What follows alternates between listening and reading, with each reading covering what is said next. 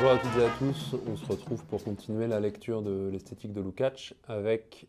cette fois la lecture du chapitre 2 qui en gros est une explicitation par Lukács de la manière dont la science vient constituer sa sphère spécifique sur la base d'une séparation avec la religion. Alors ce sera utile parce qu'on verra que Lukács pense la spécification progressive de l'art sur un modèle relativement analogue et cette autonomisation de la science est un petit peu mieux documentée, ce qui permet encore une fois à Lukács de montrer un petit peu sur pièce, et c'est un chapitre qui est plus historique que le chapitre de la dernière fois, comment est-ce que la science se constitue en sphère autonome par opposition à la religion et à travers deux moments. Alors de ce point de vue-là, Lukács n'innove pas beaucoup, il est pris dans une historiographie tout à fait classique sur ces questions. Deux moments qui sont premièrement l'Antiquité grecque et deuxièmement la Renaissance européenne. Alors Lukács commence par l'Antiquité grecque, puisque en réalité ce qu'il cherche à montrer, c'est qu'il est évident qu'ailleurs qu'en Grèce, des progrès scientifiques ponctuels dans la connaissance du monde, que ce soit en mathématiques, en physique ou dans d'autres sphères, avaient été faits des progrès, mais ce qui l'intéresse, c'est la manière dont, pour la première fois selon lui en Grèce,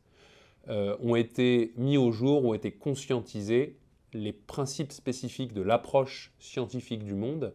par rapport à l'approche religieuse. Et donc ce qui l'intéresse, c'est qu'on a en Grèce, pour la première fois selon lui, un véritable conflit de principes entre la pensée mythologique ou religieuse et la pensée scientifique. Et le symbole de cela, pour lui, c'est le fait que pour la première fois en Grèce, avec par exemple les sophistes, ou même certains présocratiques, pour la première fois en Grèce, la religion devient non plus un explicans, c'est-à-dire un élément expliquant, servant à expliquer les phénomènes qui se donnent aux êtres humains, mais devient un explicandum, c'est-à-dire elle-même un phénomène qu'il s'agit d'expliquer. D'expliquer par la crainte, comme chez Épicure, d'expliquer par des formes de projection narcissique, comme chez certains sophistes. Mais en tout cas, voilà, on a pour la première fois cette idée que, en réalité, la religion n'est pas quelque chose qui sert à expliquer le monde, mais qui doit elle-même être expliquée. Alors, du point de vue historiographique, encore une fois, Lukács est relativement classique, puisque ce qu'il va montrer finalement, c'est que la science grecque, et au-delà de la science grecque, la philosophie grecque, cherche avant tout à désanthropomorphiser le monde, c'est-à-dire contre le mythe, à montrer que le monde n'est pas le produit de volonté agissante, ce qui est à peu près le cas dans la plupart des mythologies, puisque les mythes consistent à ramener des phénomènes du monde à la volonté divine qui les a produits, la volonté d'un dieu, la volonté des dieux, dans le cas de la mythologie grecque, puisqu'on a affaire à une forme de polythéisme. Et c'est ce qui fait la force pour Lukács des présocratiques. Présocratiques dont on peut trouver le propos parfois un peu formel, un peu formaliste, avec Thalès, l'idée que c'est l'eau qui est au principe de toute chose, etc. Mais la grande avancée de ces présocratiques pour Lukács, c'est d'avoir mis au cœur de l'explication du monde, non plus encore une fois des entités pensées sur le modèle de la conscience, mais des entités abstraites, asubjectives, telles que des éléments comme l'eau, tels que le nous, enfin l'esprit, etc. Bref, des choses qui sont tendanciellement désubjectivées. Et on continue à trouver cette ligne d'évolution pour Lukács chez les présocratiques matérialistes, évidemment, mais on la trouve également, selon lui, même si c'est de manière très contradictoire, chez quelqu'un comme Platon, par exemple. Puisque Lukács va essayer de montrer que, d'un certain point de vue, Platon représente la poursuite de cette tendance-là, notamment dans la dimension extrêmement polémique de son propos, c'est-à-dire en son opposition à la poésie et au mythe. Puisque ce qui va intéresser Lukács, c'est que, d'un certain point de vue, on peut voir en Platon l'un des champions du principe des anthropomorphisants contre la poésie et contre la mythologie, dans son usage des concepts, dans la manière dont il théorise, ou le statut qu'il donne au concept, c'est-à-dire à une réalité transcendante, chez Platon, mais qui n'est pas pour autant conçue sur l'analogie avec la conscience humaine. Donc on a encore une fois une forme pour la première fois, d'idée selon laquelle le monde ne se résume pas ni aux objets sensibles, mais on n'a pas non plus un Dieu transcendant. On a une transcendance de l'objectivité, transcendance du concept objectif, et ça, pour Lukács, ça constitue une forme de grandeur de Platon, même si le problème est qu'il y a des ambiguïtés chez Platon qui d'ailleurs pour Lukács sont notamment soulevées par Aristote dans la critique qu'il fait des idées platoniciennes. Il y a une forme de mythologie à l'œuvre en réalité, notamment parce que la dimension génétique des réalités transcendantes leur confère tout de même une forme d'anthropomorphisme. Et chez Lukács, même si ce n'est pas tout à fait le cas chez Platon, puisque cela reste ambigu, on le verra se développer à plein dans les formes de néoplatonisme, où pour le coup, les concepts supérieurs, le beau, le bien, etc., vont être réanthropomorphisés, en ce sens qu'ils vont devenir des quasi-divinités. Alors, Lukács prend l'exemple de Plotin, mais c'est évidemment encore plus massif chez les vulgarisateurs du néoplatonisme, chez lesquels ces concepts vont en réalité retourner à l'état de superconscience productive, face auquel l'humain sera pris dans un rapport de quasi-prière, ou en tout cas dans lequel on va retrouver cette idée très axiologique finalement de la religion. Puisque la grande force du matérialisme et de la science pour Lukács, c'est de considérer encore une fois qu'il existe quelque chose en dehors des phénomènes éphémères, mais de ne pas pour autant considérer ce qui existe en delà des phénomènes éphémères sur le modèle axiologique. Puisque la religion, en gros, vous avez un monde des phénomènes qui est considéré comme purement négatif, ou comme dans un état de manque, par rapport à une réalité transcendante, qui concentre, elle, la positivité existentielle. Et Lukács nous dit finalement que chez Platon, il y a évidemment l'ambiguïté, cette ambiguïté entre une approche qui serait purement conceptuelle et pas axiologique, et une approche qui ressemble beaucoup plus à la religion, en ce sens qu'on accorde à la réalité transcendante une valeur axiologiquement supérieure aux réalités sensibles. Et chez Plotin, encore une fois, en tout cas pour Lukács, cela se poursuit, cela dégénère en une nouvelle forme de religion. Et évidemment, le grand héros de la lutte matérialiste et de la dimension anti-religieuse, c'est-à-dire anti-mythologique, c'est-à-dire anti-anthropomorphiste de la philosophie, c'est bien évidemment Épicure. Épicure qui, pour Lukács, constitue une forme de héros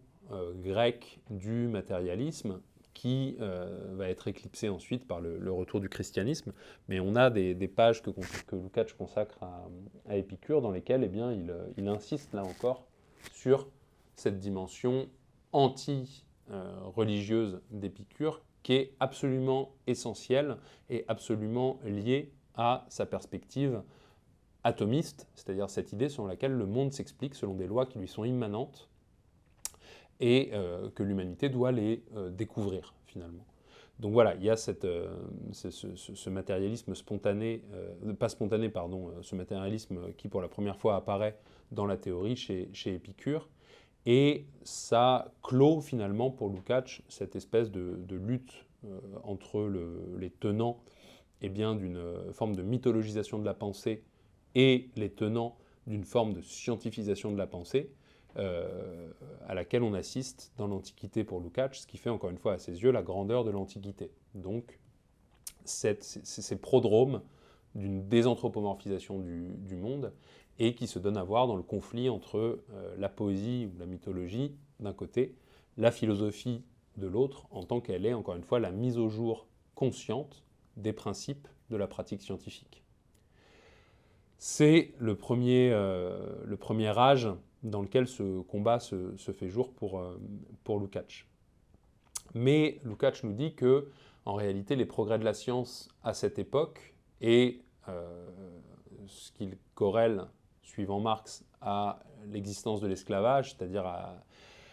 au refus de développer la technique pour elle-même, puisqu'on considère que le travail est intrinsèquement quelque chose de dégradant, d'humiliant, etc.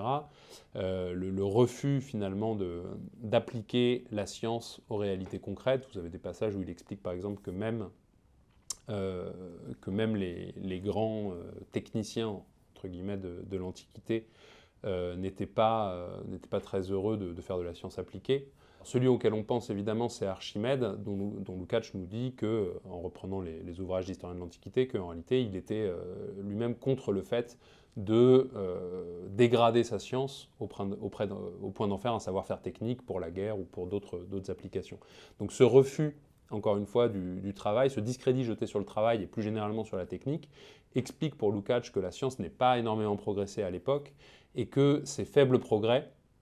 aient rendu possible une forme de réaction religieuse avec le christianisme et avec, pour Lukács, le développement de l'âge médiéval dans lequel on assiste à une réanthropomorphisation du savoir via le paradigme biblique qui doit chapeauter tout l'édifice du savoir, en tout cas le paradigme chrétien, pardon, avec l'existence du Dieu transcendant, avec, là encore, une réanthropomorphisation, alors non pas vraiment de Platon, mais d'Aristote, sous les formes de la scolastique médiévale.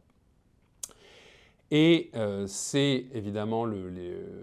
débuts du capitalisme qui vont donner lieu pour Lukács au deuxième grand épisode de l'autonomisation de la sphère scientifique, à savoir les temps modernes. Et Lukács va nous montrer ici que le conflit prend une forme un peu différente, le conflit entre religion et science prend une forme un peu différente, puisque dans l'Antiquité, nous dit Lukács, la science n'était pas suffisamment forte pour convaincre les religieux de sa pertinence, et que par conséquent, on avait finalement une image du monde contre une autre. Avec les temps modernes, nous dit Lukács, la science devient indiscutable, au sens où ces progrès, ces réalisations, ces différentes formes, ces différentes théories, Copernic, puis Galilée, etc., ne sont plus contestables sur le terrain des visions du monde. L'Église elle-même doit accepter la vision du monde scientifique. Et donc, on a affaire, pour Lukács, à une lutte qui prend une forme un peu différente, et qui d'ailleurs se poursuit jusqu'à aujourd'hui. Et ça fait le côté polémique de cette partie du chapitre, puisque, nous dit Lukács, en réalité, le paradigme de la lutte religieuse contre la science à cette époque-là, à l'époque des temps modernes, et encore une fois sur une période qui s'étend jusqu'à nos jours, il est représenté par quelqu'un comme Pascal, nous dit Lukács. C'est-à-dire quelqu'un qui est à la fois un scientifique, et un scientifique non pas seulement au sens où il ferait des découvertes scientifiques, mais au sens où il parfait la méthode même de sa pratique. Pascal est tout à fait conscient de la méthodologie propre aux sciences, de la nécessaire désanthropomorphisation du regard scientifique pour aboutir à des théories valables. Et en même temps, nous dit Lukács, on a un refus, alors gnoséologique, un refus religieux de la science en tant justement qu'elle offre au regard un monde privé d'humain, un monde déshumanisé, un monde déshumanisant, un monde qui serait muet pour le sujet humain en termes de sens, en termes de morale, etc., etc. Et nous dit Lukács, en réalité, ce à quoi on assiste, et ce à quoi on va assister durant les siècles qui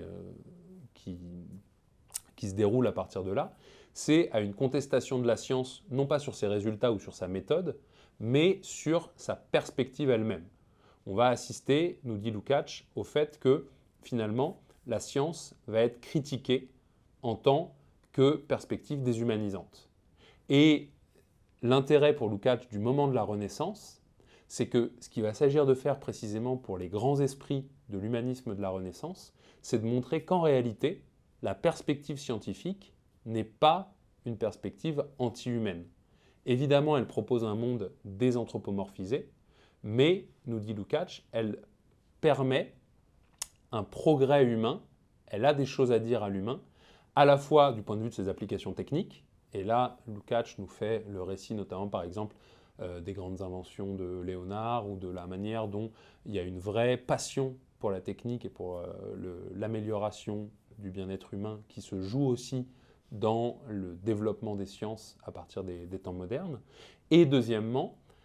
un progrès dans la façon même qu'a l'humain de réfléchir. Et ce qui va intéresser ici Lukács, c'est la manière dont, eh bien, à l'époque, finalement, les sciences vont aller de pair avec un progrès des arts eux-mêmes. Ce qui intéresse Lukács dans une figure comme celle, par exemple, de Léonard de Vinci, ou comme d'autres grands humanistes de la Renaissance, c'est la manière dont, chez eux, le progrès scientifique va de pair avec un certain nombre de recherches esthétiques. Alors, on aura les moyens de penser ça que dans la suite des chapitres, mais il y a tout de même un premier constat qui permet là encore de séparer de manière assez claire cette période, ce combat entre science et religion du combat antique, c'est qu'à l'époque moderne, finalement, on va assister, en tout cas pour Lukács, à une alliance de fait entre la science et les arts contre la religion. Et cette lutte va se faire au nom de l'humanisme, c'est-à-dire au nom du refus de soumettre l'humain à une réalité transcendante qui serait la divinité. Et par conséquent, Lukács va se servir de ce paradigme-là pour s'en prendre à tous ses contemporains irrationalistes qui constituent finalement, en tout cas pour lui, une forme de variation sur le thème, sur le motif qui était déjà celui de Pascal. Et on retrouve là, finalement, de manière extrêmement condensée, beaucoup de choses de ce que Lukács raconte dans La destruction de la raison ou dans d'autres textes polémiques qu'il avait faits sur l'irrationalisme, en montrant en réalité que, encore une fois, on a affaire ici à quelque chose d'assez ancien, qui n'apporte pas grand-chose et qui surtout ne tient pas compte de ce qu'a été la réalité historique émancipatrice et humanisante de la science et la manière dont elle a marché main dans la main avec les arts dans ce moment de la Renaissance. Et sur cette base, finalement, Lukács va montrer que la manière dont va se jouer le combat entre science et religion à ce moment-là va non plus consister en une pure et simple critique de la perspective anthropomorphique par la science, ce qui était le cas dans l'Antiquité, puisque en gros la perspective scientifique, Épicure ou même Platon avant lui s'en prenait à la fois à la religion mais également à la poésie et à la mythologie, puisqu'il y avait une espèce de lien qui était censé unir le discours narratif religieux et le discours narratif poétique. À l'époque moderne, nous dit Lukács, on assiste en réalité à une critique par la science de la religion, mais pas de l'art en tant que tel. La critique à laquelle on assiste, c'est une critique en réalité de la croyance religieuse, ou à la limite une critique de l'art, mais en tant qu'il viendrait perturber la perspective scientifique, et non pas une critique de l'art en lui-même. Et Lukács cherche notamment cela chez un théoricien dont on parle assez peu, enfin qu'on n'attendrait pas forcément à trouver sous la plume d'un marxiste comme Lukács, qui est Bacon, dans sa critique gnoséologique des différentes formes de ce qu'il appelle les idoles qui empêchent l'esprit humain d'accéder à la réalité scientifique. Lukács va montrer que dans cette critique des idoles, eh bien, on a de manière extrêmement consciente non pas une critique de l'art en tant que tel, non pas une critique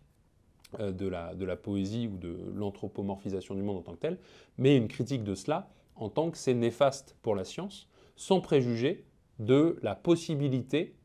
d'usage, alors Bacon ne dirait pas forcément émancipateur, mais en tout cas utile, de l'anthropomorphisation dans d'autres sphères de pratique humaine.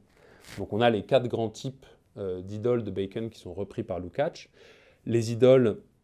des tribus, donc qui constituent finalement la manière dont la pensée immédiate, quotidienne, les expériences brutes peuvent nous empêcher d'accéder au monde de la science. Deuxième type, ce sont les idoles des cavernes, les erreurs qui sont liées au fait à la pensée individuelle et à l'expérience singulière que fait le sujet de son univers. Les idoles du forum, comme les appelle Bacon, qui sont toutes les illusions liées à l'essentialisation spontanée par le langage, et les idoles du théâtre, qui sont finalement toutes les théories qui viennent parasiter un petit peu, toutes les théories notamment religieuses ou littéraires, qui viennent parasiter un petit peu l'abord scientifique du monde. Pardon. Et Lukács termine ce chapitre sur la science en montrant que eh bien, finalement, ces perspectives-là, cette autonomisation de la science, pour le meilleur et pour le pire, va s'incarner dans la grande philosophie rationaliste du XVIIe siècle. Et les dernières pages du chapitre sont consacrées à Spinoza et à la manière dont Spinoza rend opérationnelles ces critiques de Bacon pour finalement penser, alors Spinoza et Hobbes, pardon, pour finalement penser ce que doit être vraiment une approche scientifique du monde, et approche scientifique du monde qui en réalité n'est pas incompatible avec une certaine forme d'éthique, n'est pas incompatible avec une certaine forme d'humanisme, n'est pas incompatible, contrairement à ce qu'en disait Pascal, avec l'existence humaine dans ce qu'elle peut avoir de véritablement riche. Et c'est encore une fois ce qui fait, me semble-t-il, l'originalité de ce chapitre de Lukács, la différence entre ces deux combats pour l'autonomie de la science. Premier combat dans l'Antiquité contre le bloc fait par la religion et l'art. Deuxième combat dans les temps modernes, qui sont encore en un certain sens l'époque dans laquelle on se situe pour Lukács. Donc non pas combat de la science contre l'art et la religion, mais combat de la science et de l'art contre la perspective religieuse, en tant que c'est elle qui est déshumanisante, au sens où elle soumet l'humain à une puissance transcendante inconnaissable, face à laquelle en réalité il n'est pas d'autre rapport, il n'est pas d'autre sentiment que l'angoisse. Et on retrouve là encore une espèce de ligne qui irait de Pascal à Heidegger et qui témoigne du fait que, en réalité, ce n'est pas la science, mais la croyance en une forme de transcendance qui installe l'humanité dans une forme de refus de soi, dans une forme de déshumanisation et dans une forme d'angoisse. Voilà pour ce deuxième chapitre. Donc dans le troisième chapitre, dans un troisième temps, on verra enfin, donc plus de 200 pages après le début de l'ouvrage, eh bien, la manière dont va fonctionner spécifiquement la sphère esthétique, les grands principes de la sphère esthétique, à la fois dans sa différence d'avec la sphère religieuse et dans sa différence d'avec la science. Et encore une fois, pour le dire très schématiquement et pour l'annoncer, en réalité, vous avez une espèce de tableau avec 2 lignes et 2 colonnes. Donc la religion, se définit comme un monde qui est une image du monde, qui prétend à la réalité et sur un mode anthropomorphiste. La science, vous avez une image du monde qui prétend à la réalité, mais sur un mode désanthropomorphisant. Et l'art, ça va être une image du monde anthropomorphique, anthropomorphisante, mais qui ne va pas prétendre à la réalité, qui va assumer son caractère de fiction, qui va assumer son caractère d'être le produit d'une pratique humaine. Et c'est ce qui va faire sa richesse pour Lukács, ce qu'on verra donc à partir de ce troisième chapitre la prochaine fois. Merci.